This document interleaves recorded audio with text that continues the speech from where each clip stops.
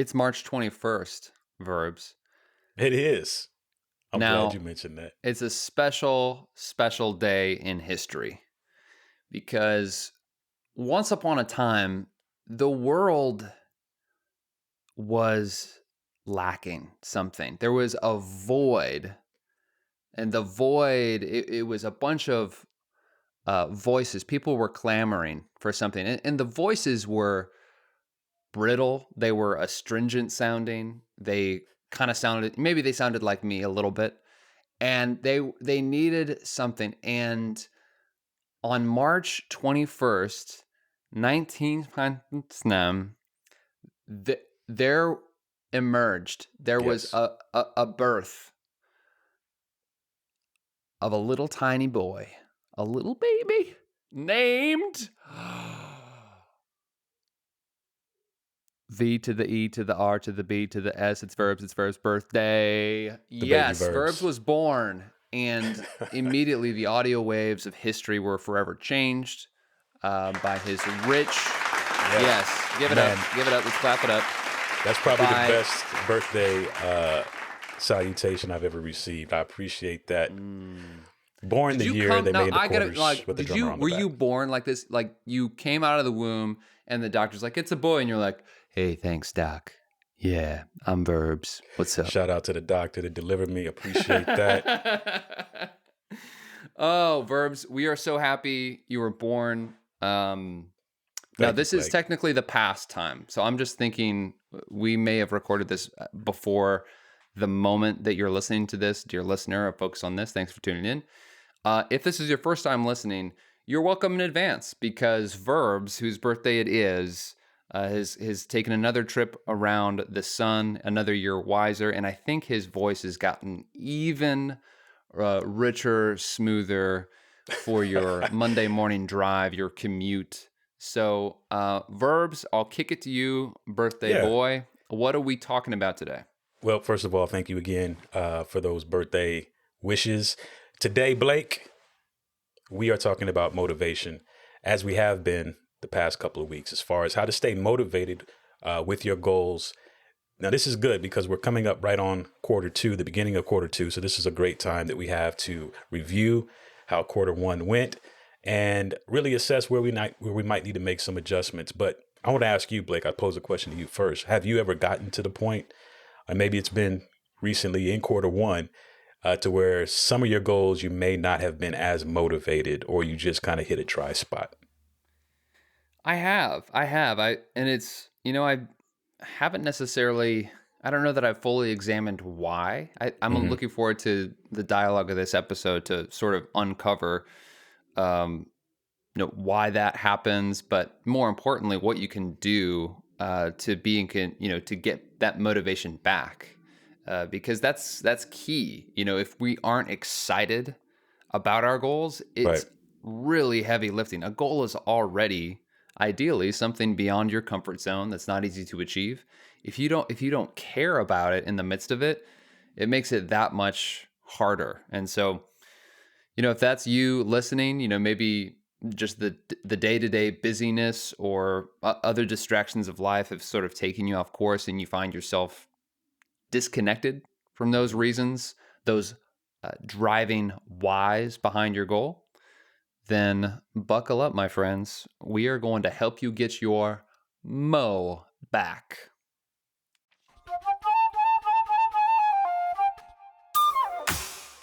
Welcome to another episode of Focus on This, the most productive podcast on the internet, so you can banish distractions, get the right stuff done, and finally start loving Mondays. I'm Verbs, here with Blake Stratton. Blake, first of all, happy Monday. As you Happy noticed, Monday to you. Happy Monday to you, Verbs. Now, we are one short today. we are. We're Our missing. Chief Marketing Officer is not with us today, Miss Courtney Baker. Yeah. I Or think she Mrs. was Courtney being Baker, I inducted should to the say. Peloton Hall of Fame Hall of or Fame. something like that. Yeah. I think she got called in by Peloton to be a brand ambassador or something like that. So that's not true. Some of you are like, oh, wow, I should send her a Yeah, note. you Say, have wow, to, that's great. you have to clean that up just so people aren't tweeting congratulations and all that. But yeah, Yeah. she'll definitely be back with us soon. No, All right. people Well, should tweet congratulations to her. yeah, they should. They should. Everyone say congrats on being On your Hall of inducted to Fame the induction. Peloton Hall of Fame. See if we can get her going on it. All right, Verbs. So we're talking about motivation today, getting that, uh, those driving forces back in gear behind your goals. You want to talk about what's the first driving force people should reflect on? So the force. The So first force force. number one. So force number one is the drive. And we're talking about the drive behind your goal is about who and or what. Now, I'll say this before we really kind of get too far into it. A lot of the foundation of what we're going to talk about today actually goes back to how you've framed or formulated your goals according to the SMARTER framework. And so you'll see kind of those points where they'll connect as we go through the forces that we're going to talk about today. But I'll toss it back to you though, Blake. The drive behind our goal and making sure that's kind of embedded or baked into the initial goal or not, and what we might need to do to adjust it. Yeah, I sometimes have found myself working on a goal, and when I lose interest upon further examination, I find it's because I ask myself, hey, why am I doing this goal? Where's Mm-hmm. what's the driving force? And it starts with the phrase, well, I should dot dot dot. Right. These are should goals, as I call them. So, for instance, people say, oh, I should eat healthier, whatever that means. Or I should, Verbs, he wakes up at 4 a.m. and bench presses 300 pounds every day. So I should, do Do the that same. routine. If Right. you Google search like celebrity routines, people are looking for formulas that other people have done to find success and then just mimicking those tactics Mm-hmm. because of some sort of made up ideal, a societal norm or something, right? We Right. see this all the time with people's finances or with their lifestyle choices, their work choices. And the trouble with this, it's true that, yeah, would getting up earlier and exercising be quote unquote good for you? Yeah, probably. But if the driving force is outside of yourself, Right. outside of your own desire, if it's a should driver, that motivation is going to be hard to sustain. You know is this making Yeah. sense, Verbs? No, and I think you said it well as far as, hey, these are good things that could be done. And there's probably some people that actually succeed at doing these things based on, being influenced by a program or a person or some sort. So yeah, in and of itself, I think these things are good. I should eat healthy because it helps me be a healthy person.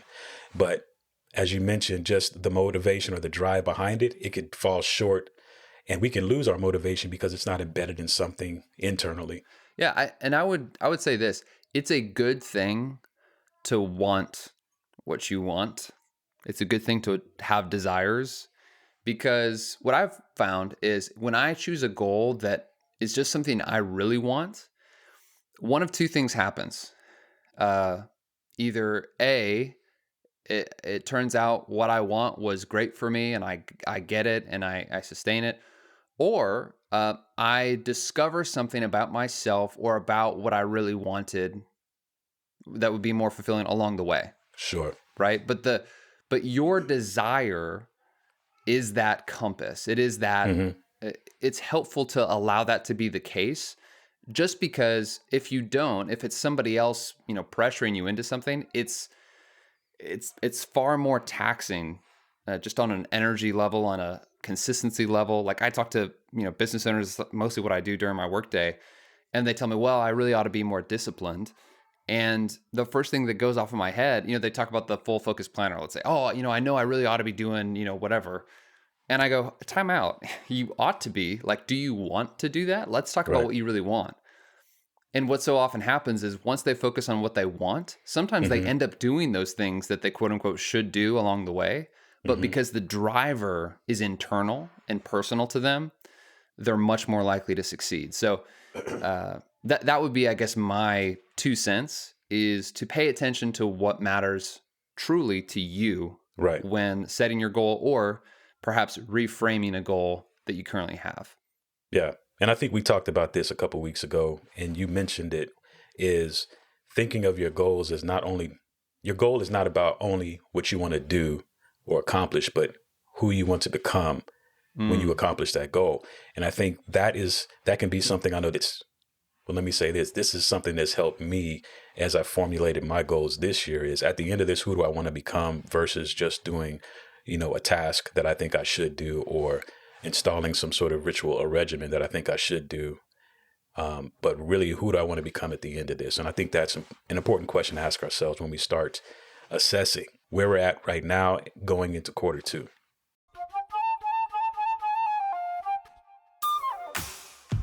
That is a great lead-in verbs to the second force behind your goal that you should reflect on. The first one being the drive. Are you driving it or is it outside pressures?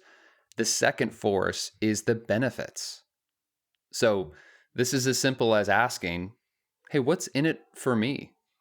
What is in accomplishing this goal that will benefit me or people I care about or something I want, right?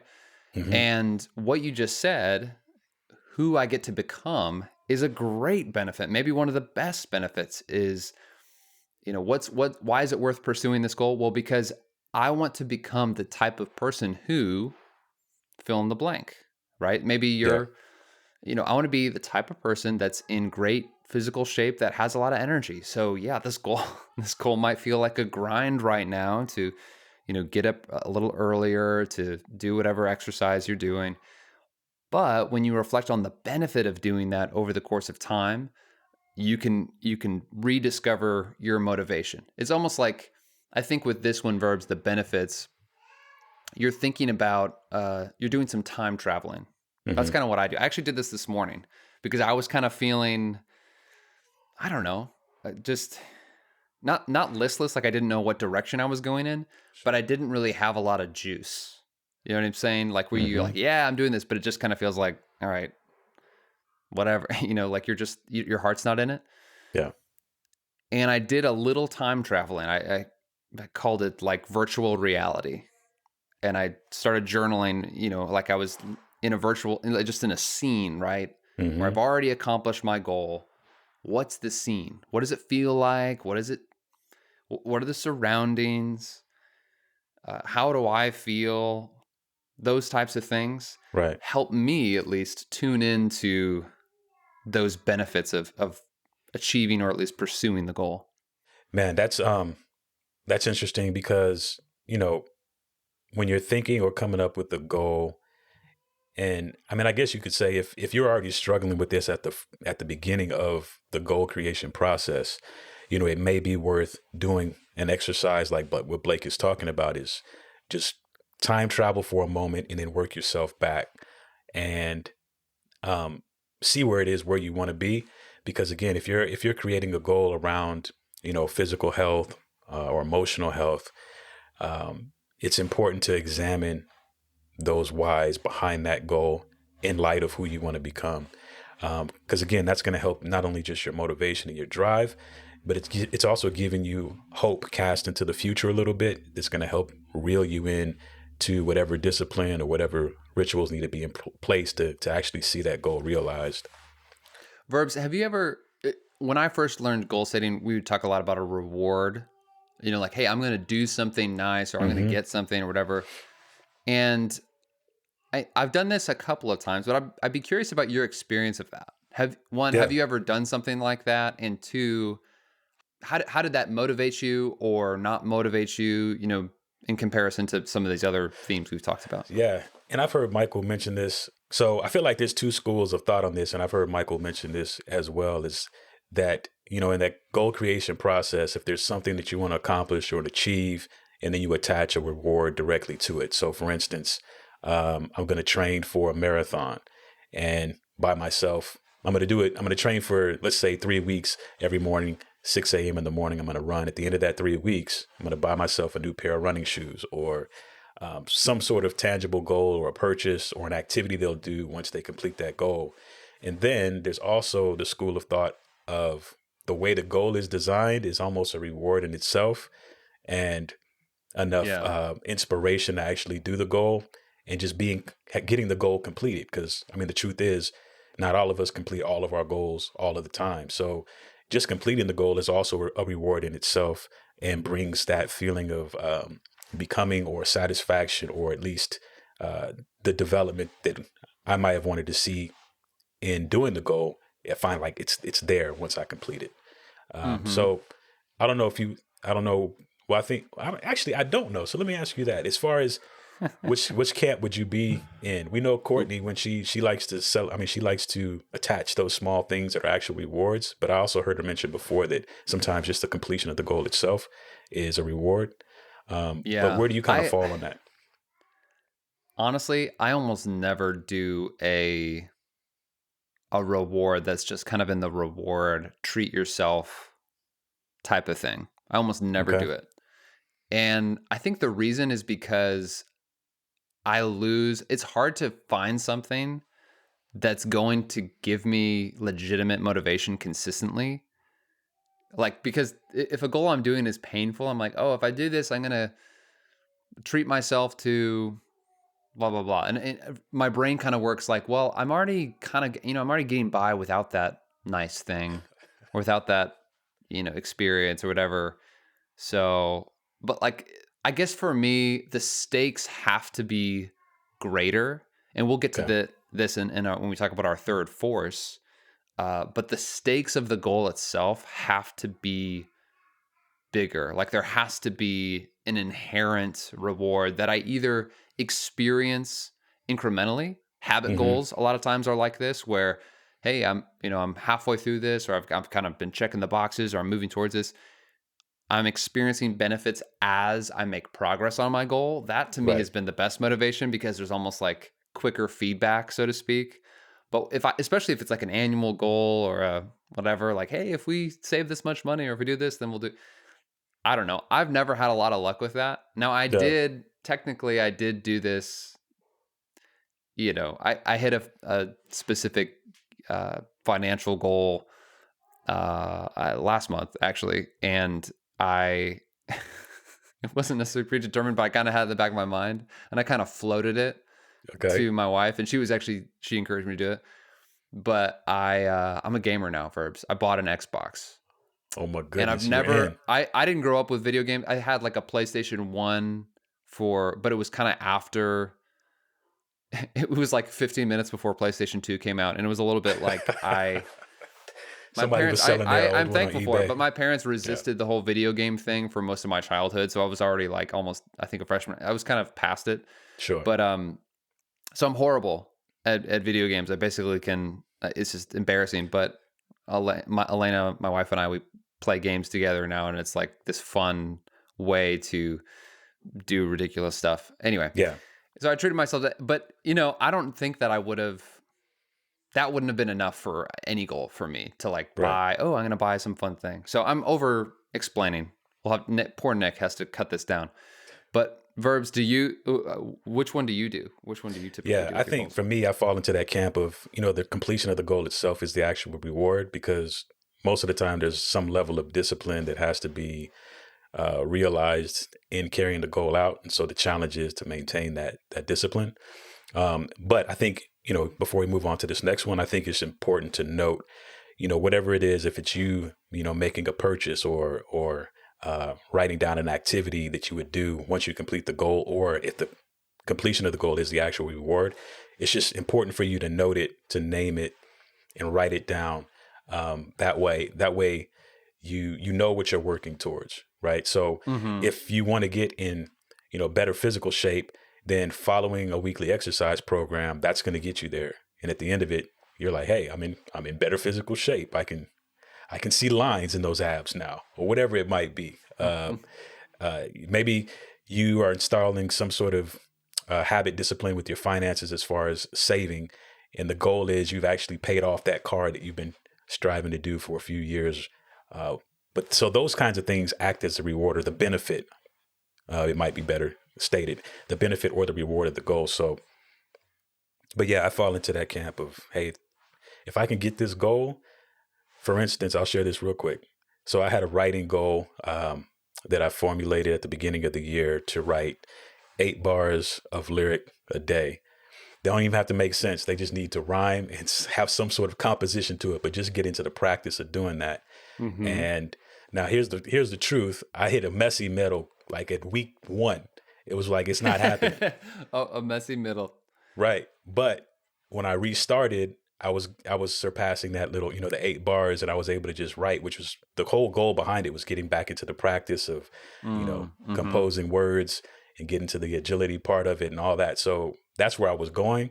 And so where I started was, well, let me just try to write 8 bars of lyric a day. And so, so again, I've accomplished kind of what I wanted to do, because I feel like I'm locked into a new rhythm or groove, so to speak, that helped out the original goal of why I came up with it in the first place.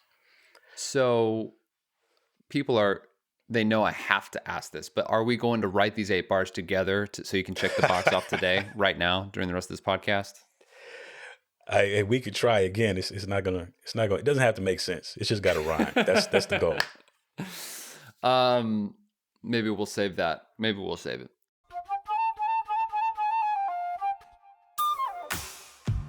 We've talked about 2 driving forces, things to reflect on if you're losing motivation. The first being your drive. Is it you? Who's driving this goal? Is it you? Is it an outside force?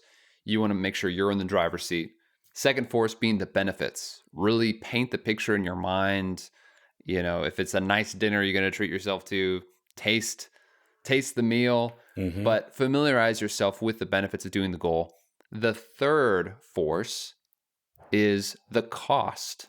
The cost. In other words, what is at stake if you do not reach your goal? What's at stake?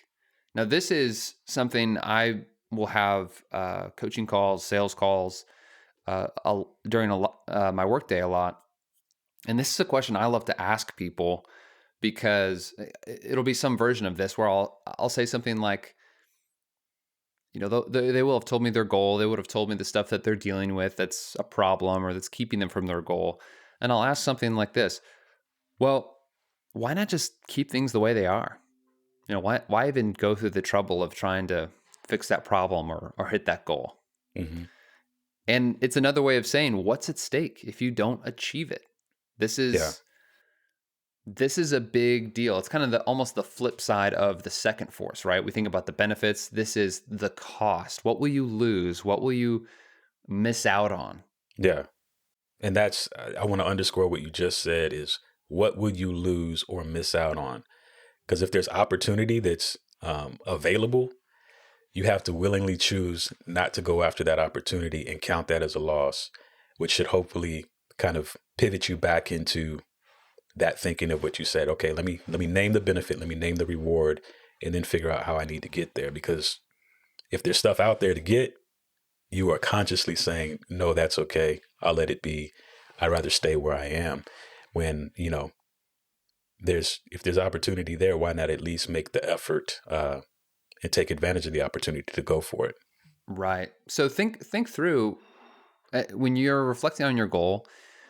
Think of different life domains. If you kind of want to consider the cost. Now, maybe it's really obvious, right? If you're, depending on how specific your goal is. But I think this becomes more effective when you think about different life domains. So almost think of it this way: if you need a word picture, think laterally across different life domains. So even if it's a financial goal, right? Like I want to earn this much money this year, or I want to save this much money this year. Sometimes we can think, the cost is, oh, well, I won't have that much money, so my finances won't be as good, right? Well, think laterally. Think, okay, well, how does that affect my marriage? Oh, well, maybe some, uncomfortable conversations that I don't really want to have, or Sure. we don't get to treat ourselves or go out or take a vacation. Or think about, emotionally. Hey, how is that going to feel, just for me and my own sense of progress in my life? Yeah. Take it across, even, physical. Well, if we did hit that goal, I probably would start, I'd go start paying to go see the chiropractor again, or I'd start getting some more wellness care. And I probably won't be able to do that if I don't hit this financial goal, right?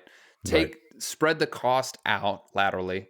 The other thing you can do, Verbs, is go vertically, I guess, or kind of in depth. Sure. And the way I think about this is um, second and third order consequences.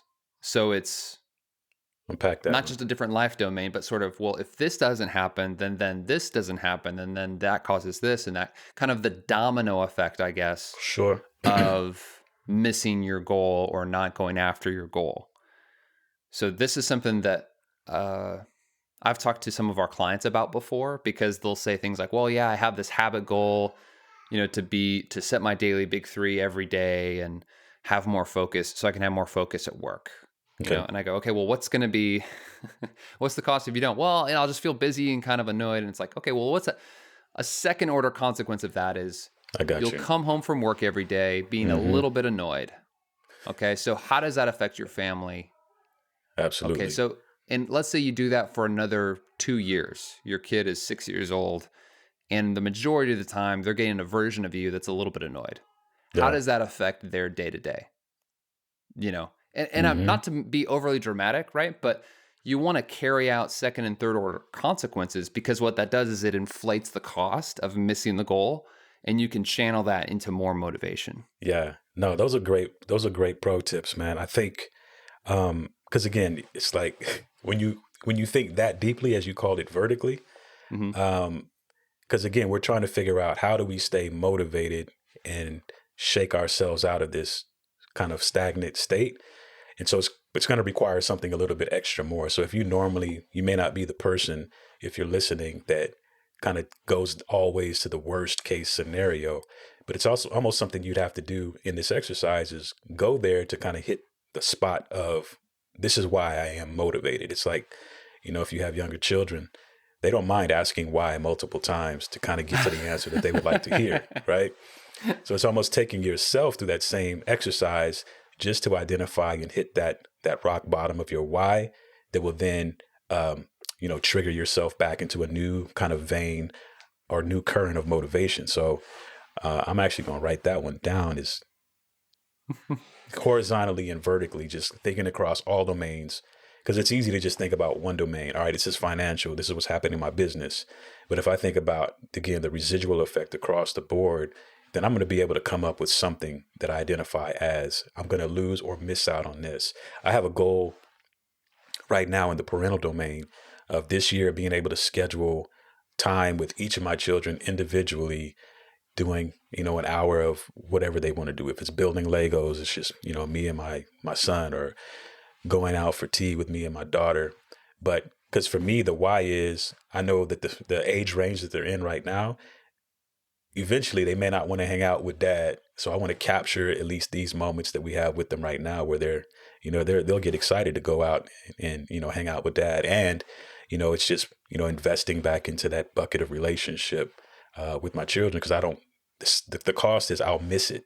And so I have to tailor, figure out schedule wise, how do I need to get everything in order so I can actually take this on and achieve that goal, because it's that important.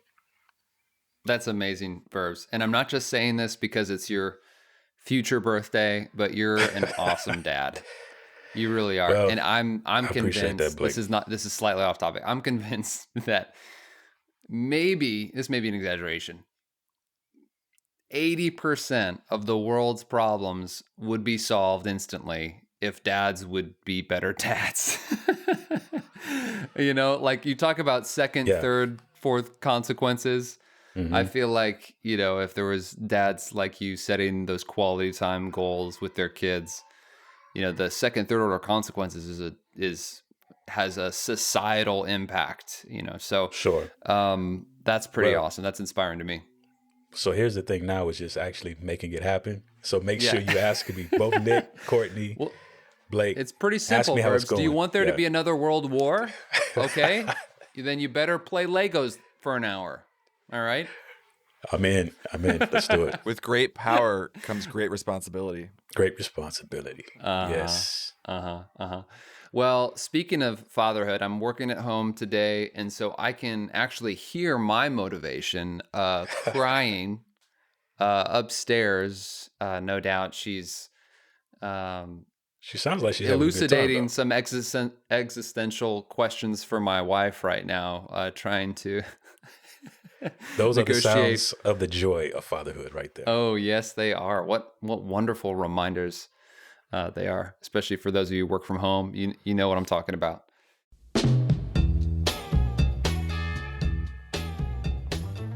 So the good news is you don't have to lose steam with your goals. You can refresh the motivation behind your goals by reflecting on what's driving them, the benefits of achieving them, and the cost if you don't. So Blake, any final thoughts for our Focus on This listeners before we wrap up?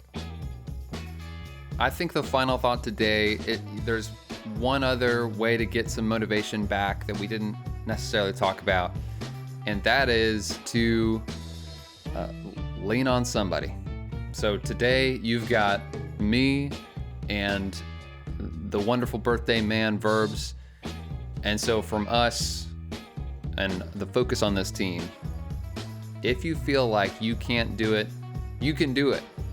Your decision to go after this is the greatest indicator and factor, the greatest evidence that you've got what it takes. So if you don't hear anything else this Monday morning, hear this. Keep going. You can do it. And if you need some help or some additional encouragement or tools, come see us in the Facebook group, the Verbs. You can let them know about that. But thank you for listening. You've got it, y'all. Go get them. As Blake mentioned, thank you guys for joining us on Focus on This. This is the most productive podcast on the internet, so share it with your friends. And don't forget to join the Full Focus Planner community right there on Facebook. We'll be here next week with another great episode. But until then, Stay focused. focused.